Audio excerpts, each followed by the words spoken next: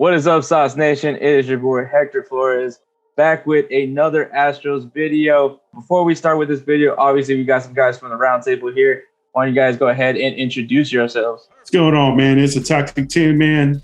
You know the toxicity is already spilled over. Come be toxic with me. Let's start chasing down and going for the throats of all these Dodgers, all these Yankee fans. Fuck them all. It's your boy Ray Rants, man. Not talking pigskin, talking baseball. Gotta tell you, man, it's nice to see. And you know what? If you ain't cheating, you ain't trying. Yeah, there's something very therapeutic about talking about the Astros. It really is. It just makes you happy. Yeah, let's not worry about anything else that's going on in Houston. Let's just focus on this team. And you know what? This is the fun one because we already took care of pitching. And you know what? Like we kind of said, we're not trying to splurge too much in those position groups because, you know, the need is there, but it's not as drastic. This is a need, and this needs to be addressed. And we're talking about players of the fielding side.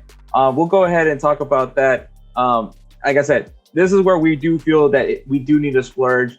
Like we were doing all these videos, it's guys that we could probably trade for, guys in the farm systems that we already have, and of course, those big free agents that we think could come in and immensely improve this Astros team. So before we get into that, man, make sure you guys like this video, subscribe, and click on that notification bell so you'll be notified when we drop videos. Also follow us on social media at Sauce Sports HCX on Instagram and Twitter. And of course, if you guys want a little bit extra sauce, man, if you want to hear Ray go on his full rants and Toxic Tinny going in with more toxicity than ever before, well, you got to join the Discord, man. Only option is by joining the Patreon. You sign up with your level tier, and it puts you right into the Discord where all the fun really is. So I highly recommend that. But guys, the fielding position, how important is it to address? And what position do you think particularly needs to be addressed when it comes to fielding? Yeah, sorry. All right. So all right. You know what? Here we go.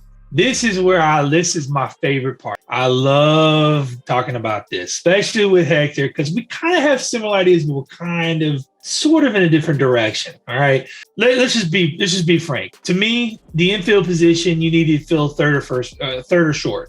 No, I don't care how you technically do it, just do it. Okay. Now there's different ideas and different scenarios which we can throw around, which we probably will address later on in this video. But at this particular point, those two positions have to be addressed. One could argue catcher as well, but we're not quite there yet. We're just going to worry about the two main spots, actually, I would say even one main spot to me is either short or third, because you can kind of get away with everything else. All right. Tenny, we talk about how loaded this Astros team is, but there is a missing piece. And to you, what is that missing piece? You got to solidify yourself at shortstop. Right now, that's too much up in the air. But if I'm going to look elsewhere as a missing piece, catcher. We need to get somebody back there we got veteran leadership, but that's been kind of a revolving door for us a little bit lately. And I want to see some solidarity there. I want to see somebody that's going to be here season after season after season. So I'd like to get a little bit more sound player fortitude, unity. I don't know. I'm lost of words right now because I'm stupid at this shit. But catcher is where I want to see a player for a long time. And that's something that we've usually had as a Houston Astros team. We've always had our catcher. We've always had our guy. So I do want to see that become a position that gets solidified. I want to have a Carlos Correa back there. I want to have an Jose Altuve back there. I want to have a Bregman. I want to have all our outfielders and all that. I can't take it no more. Right, Penny, it's coming. It's coming. I just have faith, son. Corey Lee is on the horizon, sir. Oh, my God, have faith. You know, but before Ray gets a panic attack, we'll go ahead and start off at number 5. Looking at the farm system, catcher, Corey Lee. He's 23 years old. Last season, had a batting average of .277, had an on-base percentage of 340, and an OPS of .777, which is a great number to have. 11 home runs and provided 51 runs in the minor league system. He did get promoted recently to AAA, but let's face it, I think this is the guy that I was talking about in that this video for the Astros. We need to go ahead and get a guy to learn from Martin Maldonado, and I think Corey Lee is that perfect transition for that catcher spot. Ray, go ahead and spill all the sauce you want on Corey Lee. This is my boy Corey Lee. Let me tell you, Tinny was talking about solidifying basically the catcher is the quarterback in baseball. He's directing everyone. He's calling the plays. He's having to read batters, hot cold charts. He's having to direct the infield, direct the outfield, shift knowledge. Basically, He is Maldonado with better offense. That's the best way I can describe it. And you're right, Hector. Absolutely. If there was ever a time to bring him up, learn from a veteran like Maldonado, now is the time. Don't mess around worried about arbitration and all this other hoorah that Houston usually does. You need to solidify with a young talent ASAP. And this is your guy. I think he's either first or second ranked prospect in all the farm system right now, on all of them. He is the guy. Stop messing around. Stop. I don't care what the contract situation is. We'll worry about that later. Let him get that feel. And I promise you, when Maldi leaves, you won't regret it. You won't regret it. All right, Tinny, you heard it from the prophet of the Church of Korey Lee. Are you sold and are you ready to? I'm actually really sold on him. Now, little known fact, but I was a professional minor league player when I was 9 years old. Just don't want to stretch that too far, but I need y'all to understand I used to play catcher. So catcher holds a special place in my heart. But dude, when you see him, that arm, like he said, offense, oh my God, that arm, he rocketed a ball from home to second on his toes with no leverage, no inertia from the body. He just boom, got it down there and got the guy out. Dude, I see it. I see the love. And I may be saved by the saving grace of Korey Lee's light, but I definitely like him. And I mean, he's a catcher. He bats like a catcher. He goes up there, no bullshit, just stands straight up, hits that ball. And, they're decent balls. They're out of the park. They're in the park. They're far. They're little pop flies that hit that nice little center, that nice little soft spot that nobody can get to. So I really want to see what he could do. And like Ray said, you bring him up here with Maldonado, you get him some opportunity to learn from a guy who's had his eyes on these major league teams for years now, and he may be able to develop his eyes at this level. And that's all that really matters. And I want to see it happen. Really good, really good. Now, another thing that we always value here in the Houston Astros is a guy that can do it all, specifically in the infield. We love Marwin. We know we love Aledmys Diaz. But maybe it's time to start looking at that farm system for a guy that can also provide a similar role. And that at number 4 is CJ HINOJOSA. He's 27 years old. He's an infielder, primarily can play second, shortstop, and third base. He's very versatile. But you know what? Yeah, the Astros like to eventually get somebody at first base as well. But CJ HINOJOSA last season had a .316 batting average, a .351 on-base percentage, and an .831 OPS, hit 11 home runs, and provided 68 runs.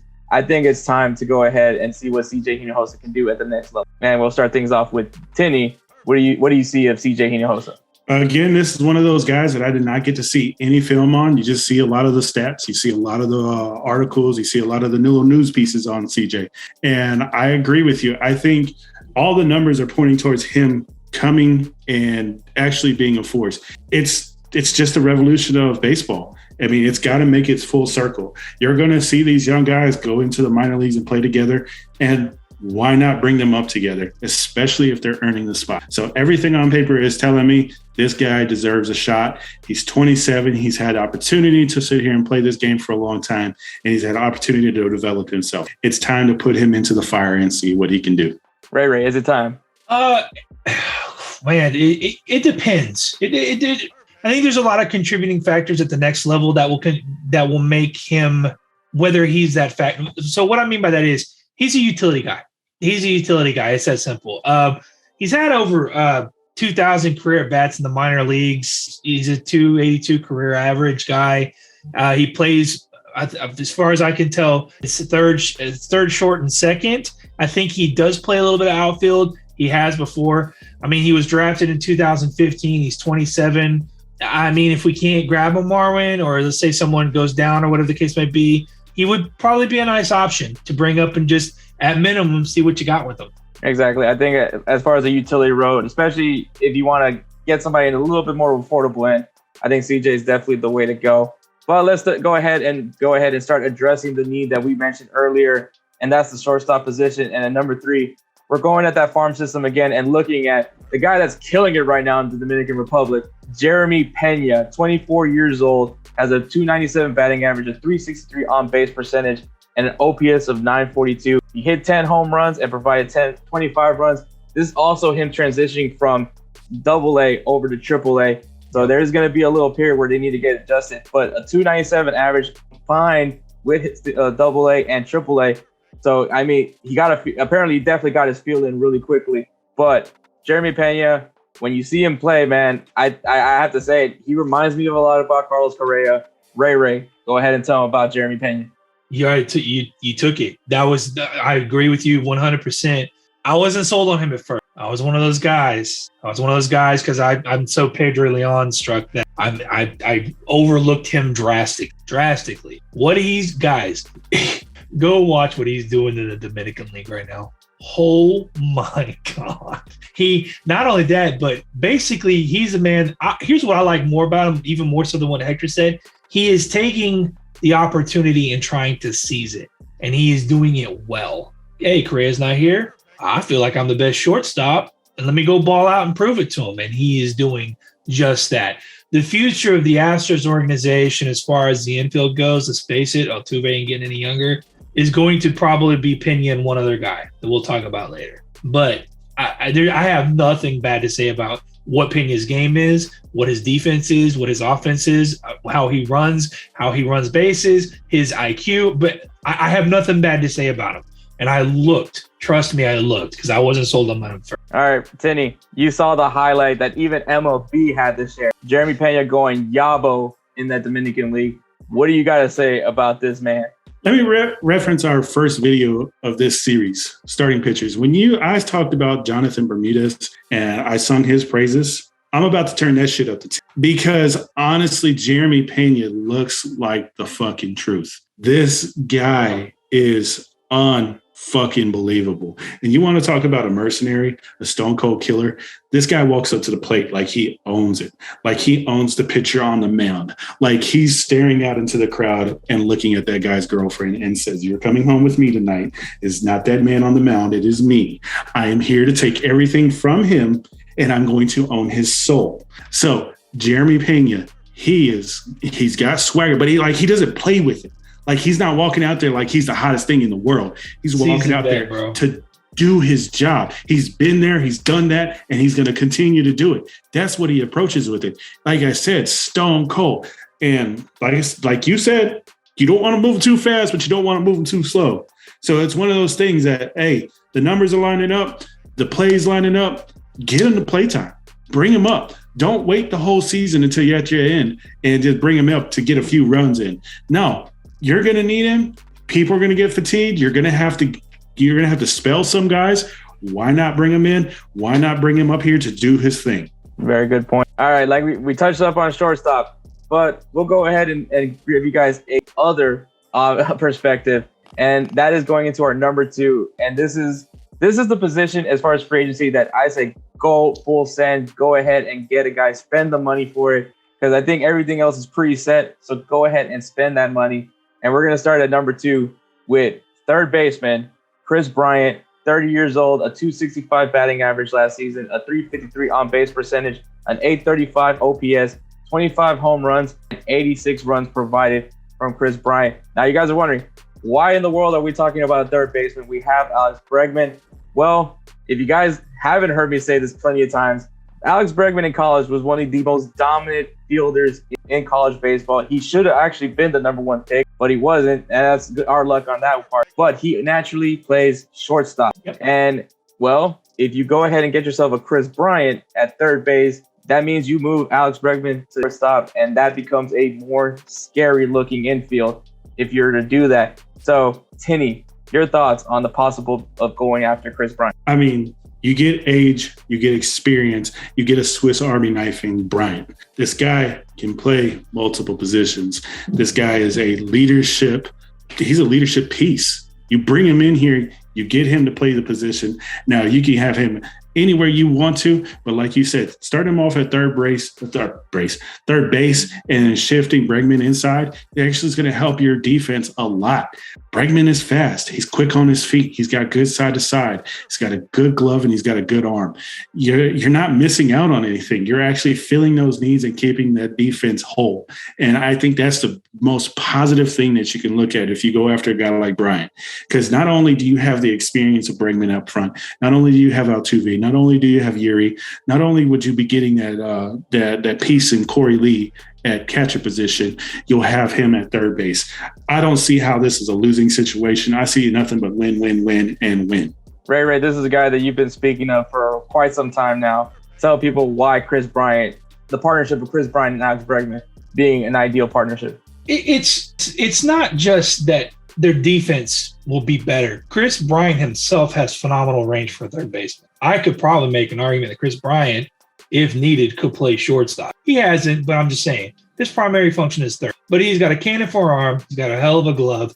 And I'm not even mentioning his best part. The man can hit and hit well. If I'm thinking about this, I'm thinking about, okay, no Correa's out of the lineup. Let me think about this. Altuve, Brantley, Bryant, Alvarez, Yuri. Bro, come on. Are you kidding me? That lineup is instantly one of the top lineups in the league if you add this guy down. Now, here's the problem with Kris. I got to be realistic. He's going to want a chunk. He's going to want a grip of cash. I don't think they're going to want to go luxury with it. I think they're going to, if they do offer him something, it won't be what he's looking for. But man, I agree with what Hector and Toxa said. You bumped Bregman to short. Just bump him to short. And worst case scenario, if Bregman's not doing too hot there, whatever the case may be, I don't know.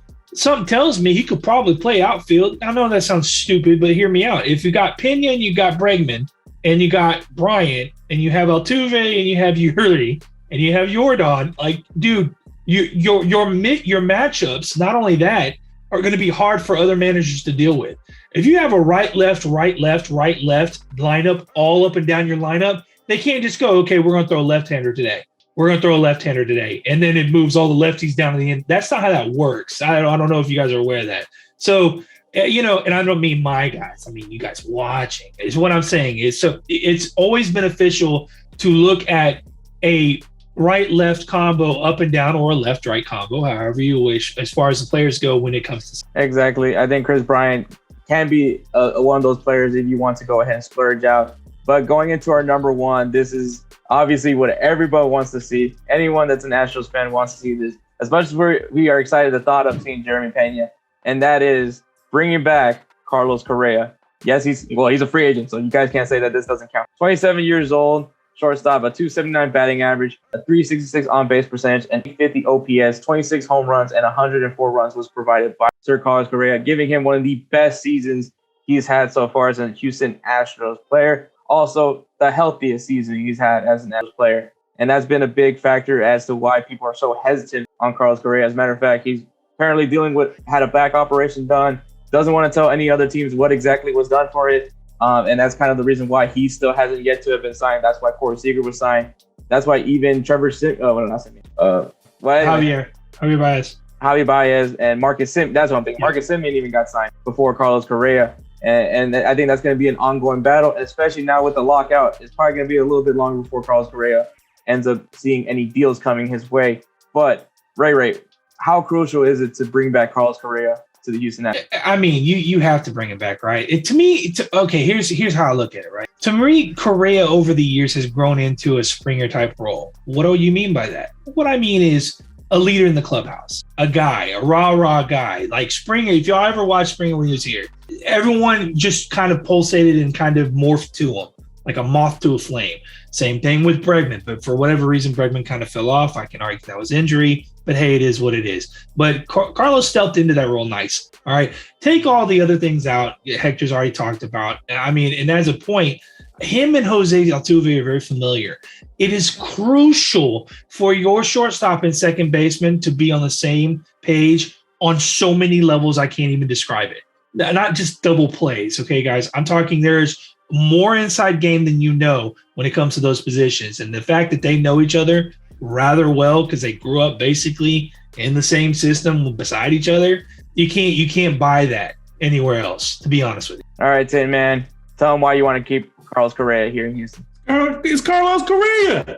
It's our boy. Who's gonna be out there to greet Jose Altuve when he goes yard? Who's gonna do that? Nobody else is gonna be King Tuck. Who's going to do that? Who's going to walk out there and high five him, pick him up, and hold him like the cherished baby he is? The ultimate Twitter villain towards the Dodgers and Yankees, I might add. Ultimate. Like, this dude, like, if you ever wanted to see fuck around and find out impersonated by a person or personified as a human being, that's Carlos Correa. When all that stuff went down, who was it that led the charge? Carlos Correa. And I'm just talking spiritually. This is a team. This is the leader. This is our guy. Who went out there and did his damn thing and called everybody out? Carlos Correa. But who the fuck backs it up? Who backs it up?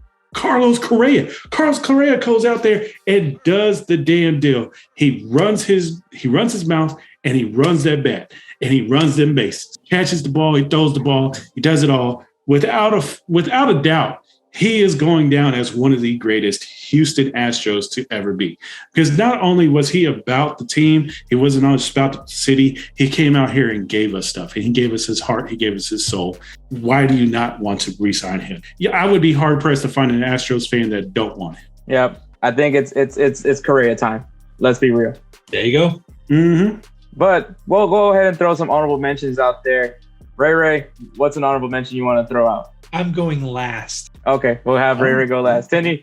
I'm gonna go unorthodox. I'm going unorthodox. All right. So you may not feel me, but follow me down this little train. Follow me down the trail. This magic little tail I weave. Let's get Siri some playing time in that outfield.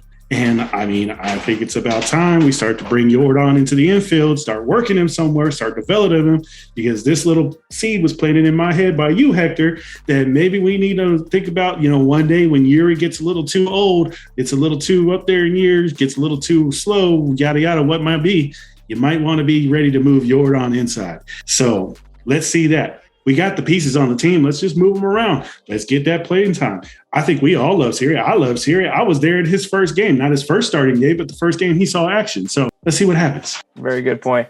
I'll go ahead and follow up with Tin Man here. And I'm going to look at that utility role. And that's because, it may be a mixed opinion about this, but this is a player that I wish didn't leave the Astros. And unfortunately, the relationship definitely fell off there. And that is Kike Hernandez. The guy's been having an amazing time over at Boston. But not only can he do stuff in the infield, but we saw what the man can do in the outfield playing center field. And that man was wreaking havoc with Boston before they fell off and jinxed themselves doing trying to copy Carlos Correa. But yeah, I think Kike Hernandez would be an interesting trade piece depending on how Boston does this season. After George Springer officially signed with the Toronto Blue Jays, the Astros went out and grabbed a Cuban that can play everywhere named Pedro Leon. If you don't know now, you know. Go watch and go look. That is the future of this franchise. Well, there you go, man. All right, guys. So that is the video, man. Go into the comments. Tell us what you guys. Make sure you guys follow us on all the social media platforms. If you guys want to get on the Discord, go ahead and join the Patreon. With all that being said, man, this is Ray, Tin Man, and myself, Hector Flores, chucking up a deuce. Y'all stay saucy.